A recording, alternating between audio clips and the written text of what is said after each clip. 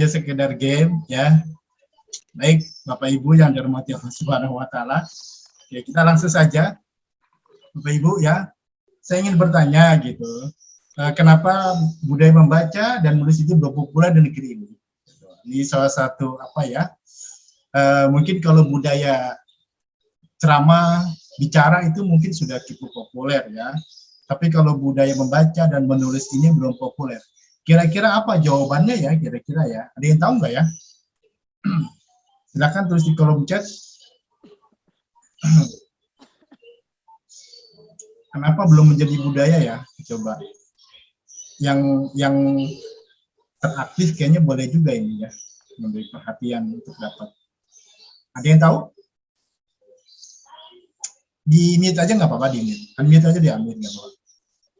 Kenapa budaya baca dan menulis belum populer di negeri ini? Ya.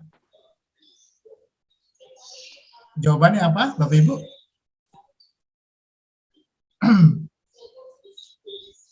Ada yang mau berkomentar? Silakan. Belum ada yang menjawab nih, Pak.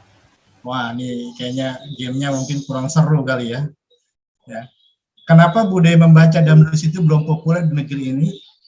Mungkin punya analisa. Ada yang menjawab nih, Pak. Brian Prasetyawan. Dia menjawab karena bahan bacaannya kurang. Oh, Pak itu tahu nggak Pak Brian dalam apa memproduksi buku itu Indonesia kan masih kalah. Dan standar membaca buku itu berapa? Standar UNESCO. Ada yang tahu nggak? Pak Brian tahu nggak? Standar UNESCO itu berapa buku minimal? Dalam setahun 3 buku. Setahun 3 buku. Itu siapa? Per orang. Pak Brian ya tadi ya? Ya, saya Brian. Pak Brian ini ya, sahabat saya. Penulis Jakarta. Oke. Iya. Kalau di Jepang atau di Korea, kira-kira berapa buku dalam setahun? Tahun 15 buku per orang. Oke, variatif ya, ada yang 20 atau 15 buku gitu ya, variatif. Oke, terima kasih Pak Brian atas responnya. Tapi dari 0,01%, 0,001% gitu ya, dari 1.000 anak, itu setahun anak Indonesia cuma 1 yang bisa menghabiskan buku. Ya, kalau standar Indonesia itu 3 dalam setahun, kira-kira bisa dicari nggak? Ada nggak anak-anak yang 3 buku habis dalam setahun gitu ya? Makanya saya selalu bilang sama mahasiswa, uang kamu itu simpen ya, salah satunya tabung untuk bisa beli buku dalam sebulan. Itu biasanya selalu saya kasih tahu seperti itu ya, supaya ada tabungan-tabungan untuk kita membeli buku baru dalam 1 bulan. Ini bukan kata saya, ini adalah kata PISA, Program for International Student Assessment. Ternyata hasil survei mengatakan seperti itu. Dan juga Indonesia itu ya peringkat dari 60 dari 61 negara, ternyata memang tingkat bacanya masih tergolong rendah ya, apalagi tingkat menulisnya. Nah ini ya, kalau membaca aja tidak rendah, apalagi menulisnya gitu. Karena ada orang yang jago baca tapi nggak mau nulis gitu. Seibaratkan seperti orang yang punya harta tapi tidak dimanfaatkan hartanya untuk orang lain. Ibarat orang punya banyak ilmu pengetahuan tetapi tidak berbagi ilmu pengetahuan itu ya. Nah, ini adalah perhatian kita semua, makanya Kombis hadir di sini untuk apa? Untuk sama-sama sinergi dan berkolaborasi. Nah, intinya ya, intinya. Nah, kita ini saya memberikan landasan dasar dulu ya sebelum kita menulis di blog. Kenapa sih kita harus menulis gitu? Ini kan banyak motifnya, banyak tujuannya ya. Kalau kita lihat Undang-Undang 45 ada tuh meningkatkan kesejahteraan umum dan mencerdaskan kehidupan bangsa. Nah, ini bukan pemerintah doang, kita komunitas atau siapapun itu, termasuk juga Om Jai ya, Pak Brian, itu yang sudah menginisiasi untuk menulis. Itu adalah salah satu mencerdaskan kehidupan bangsa. Dan Kombis juga orang guru-guru atau dosen dan semua kalangan yang menulis ingin berbagi ilmu pengetahuan itu juga untuk mencerdaskan kehidupan bangsa. Ya, makanya ketika dasar itu menulis adalah berbagi ilmu dan pengalaman. Kalau Asma Nadia, kenapa dia produktif menulis? Anda tahu? Karena dia ingin meninggalkan itu berbagi pengalaman ilmunya untuk anak-anaknya, itu saja. Ya, ternyata bukunya bestseller novelnya. Ya. Yang kedua, eksistensi di tengah masyarakat. Ya, orang yang menulis harus ada pengakuan. Ya, harus ada pengakuan di masyarakat. Karena kalau kata Bu Kanjeng, menulis itu adalah profesi mulia. Ya. Dan ini adalah motivasi yang terbesar dari Moso adalah eksistensi. Ya. Yang paling tinggi tingkat motivasinya. Maka ketika kita ingin memberikan sesuatu yang lebih berupa tulisan, maka ini mengingat eksistensi. Apalagi guru, apalagi dosen, segudang ilmunya dia ajarin kepada mahasiswa atau gurunya. Teori-teori dipelajarin, maka lahirlah guru menulis yang diinisiatif oleh Om Jai. Maka lahirlah Kombis supaya mahasiswa bisa menulis, dan begitu seterusnya. Dan yang ketiga adalah perintah Tuhan. Ini juga saya tulis dalam buku saya, menulis itu gampang. Kalau Anda malas membaca buku, menulis buku, ingat, ini ada perintah Allah dalam surat Al-Alaq Iqra 1-5. Ya. Iqra, gitu kan? Bacalah.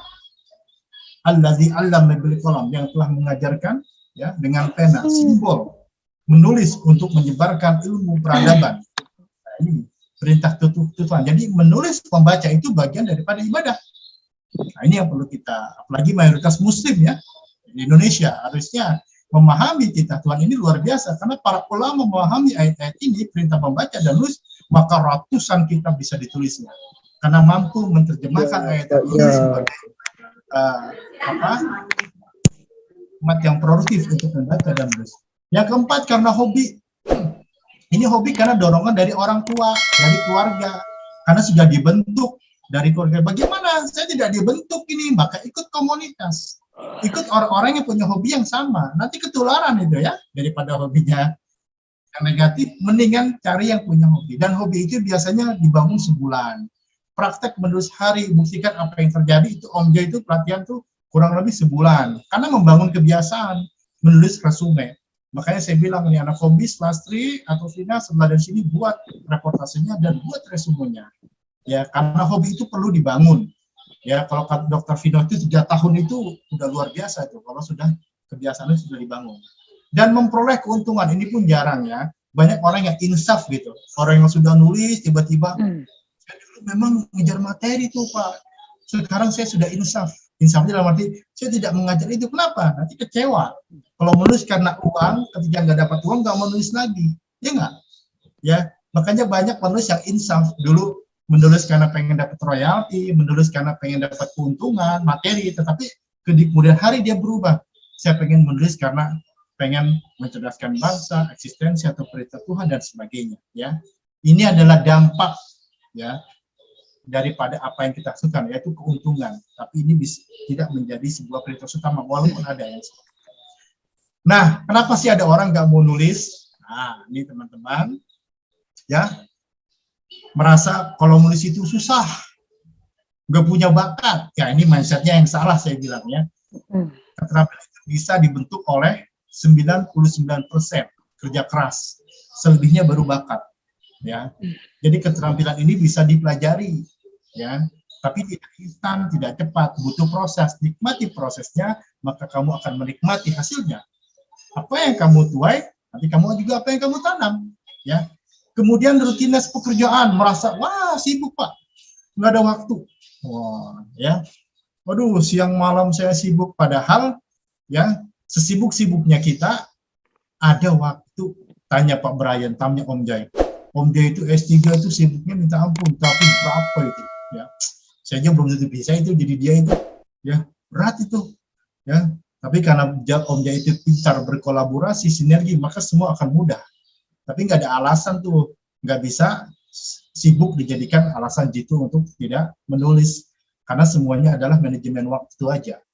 Ya biasakan, Prof. Azra itu sehari nulis itu 2 halaman, ya. Prof. Nazar Umi Umar setiap sholat tahajud dia nulis. Prof. Quraish Shihab habis sholat subuh itu dia nulis, ya 1 jam, hitungan lembar bisa juga. Jadi pokoknya itu soal manajemen waktu. Modal dan ragam bahasa. Ada orang ini nggak ngerti, Pak ini kan saya biasa nulis ilmiah, bagaimana bahasa yang populer? Kata Om Jai tulis aja dulu atau Filosof Eko, apa yang disenengin tulis aja dulu, karena itu bagian daripada proses. Ya, bahasa itu adalah kita akan pelajari setelah kita banyak mengikuti kegiatan penulisan. Jadi tenang aja, gitu ya. Nanti ketahuan mana bahasa ilmiah yang sudah dengan ejaan, ya, bahasa baku. Nanti ada juga bahasa-bahasa populer. Nanti kita akan semakin kaya, ya. Kekurangan ide, ya. Ini banyak banget ini. Kalau kurang ide tuh biasanya orang bilang tuh kurang baca, ya. Apalagi kira-kira. Padahal kalau jadi guru gitu ya, sekitarnya itu banyak banget itu dia belajar, dia mengamati, itu banyak banget tuh. Lalu indera kita duduk di komputer nggak ada ide, tiba-tiba ada ide itu ya, begitu. Nah, bagaimana menggali ide? Banyak ya, banyak sekali. Yang membaca, yang bergaul, yang berdiskusi, yang mengamati, ya segala macam ya. Itu kita nggak kurangan ide. Kita lihat dunia ini begitu luas, kita buka jendela, wah dunia dan isinya adalah kisah, gitu ya. Kalau Maedit itu kalau nulis itu udah ada ya, semua benda-benda mati bisa hidup semua kalau dia tulis ya. Kenapa? Karena mampu menghidupkan dengan bahasa sastra. Tidak memahami tujuan menulis. Nah, ini yang saya bilang tadi, bingung mau nulis apa Pak? Bagaimana caranya Pak? Ya. Nah, tujuan menulis ini semakin kita nanti banyak bergaul dengan para komunitas, kita akan tahu kemana kita harus. Ada yang pengen dapat angka kredit, ya boleh-boleh aja. Saya juga menulis juga gitu, pengen dapat klaim gitu ya, dapat insentif ya. Tapi saya menulis itu tidak begitu. Takutnya nanti kalau tujuan menulisnya adalah profit oriented, maka nanti ketika dia nggak dapat, dia berhenti menulis. Maka tujuan ini sangat mendasar yang tadi saya sebutkan tadi ya. Tujuan kita untuk apa? Apakah untuk berbagi, apakah untuk asitesi, apakah memang menjadi ibadah dan sebagainya. Enggan belajar dan membaca, ini lagi nih ya, repot nih, gitu ya. Kalau ada orang growth mindset itu, fixed mindset itu tertutup mindsetnya, dia udah nggak mau lagi belajar, ya. Membaca aja, beli buku temen aja nggak mau itu. Minimal kalau teman kita beli buku, kita hargai, ya. Itu senang banget itu. Ya. Kita beli bukunya, makanya saya bilang nabung sebulan untuk beli buku, gitu. Ada e-book dan sebagainya. Jadi harus growth mindset terbuka untuk senantiasa belajar. Ya, long life education. Sebelum itu Nabi juga mengingatkan, kalau berilmu minal mahdi ilallah, gitu, dari buaya sampai ke lahat selesai kita, gitu ya. Oke, tidak ada waktu untuk menulis. Nah ini nih ya, lagu lama, alasan klise gitu ya, nggak ada waktu untuk menulis, gitu. Makanya bergaul lah ya, sebetulnya ya, manajemen waktu sekali lagi. Ya. Bingung apa yang mau ditulis, kan juga bingung karena bingung-bingung gitu, saking bingungnya nggak tahu gitu, ngeblank gitu ya. Nah ini juga salah satu faktor orang nggak menulis. Makanya lagi-lagi kita perlu sinergi kolaborasi antara penulis, gitu ya. Nah, saya pengen kasih sebuah tontonan sedikit. Tolong Lastri kasih tahu saya ya kalau sudah waktunya habis ya. Gitu ya. Tinggal beberapa menit lagi. Waktunya sudah udah habis Pak. Udah habis jam 10 Pak. Baik. Mungkin gimana Lastri? Iya Pak. Mungkin nanti dulu kali ya Pak, nggak apa-apa. Nanti teman-teman bisa download aja di web Kombis ya. Ini kenapa harus menulis di blog gitu ya? Ini sudah saya sudah saya tuangkan. Intinya adalah kebiasaan menulis blog adalah itu seperti alat rekam ajaib, diari elektronik. Kalau kita tidak manfaatkan ini, sayang kita nggak memanfaatkan peluang di era sini tuh sayang banget gitu ya. Harus melek teknologi kata Om Jaya ya. Generasi guru motivasi digital. Sayang banget. Nah, ini kenapa agar semangat menulis di sini, ikut lombanya, bergabung, kemudian juga baca kisah orang sukses, saling berkunjung dan sebagainya. Dan yang terakhir ya, ada hadiah dari buku-buku dan kaos Kombis. Terima kasih. Assalamualaikum warahmatullahi wabarakatuh. Waalaikumsalam. Waalaikumsalam warahmatullahi wabarakatuh. Warahmatullahi wabarakatuh.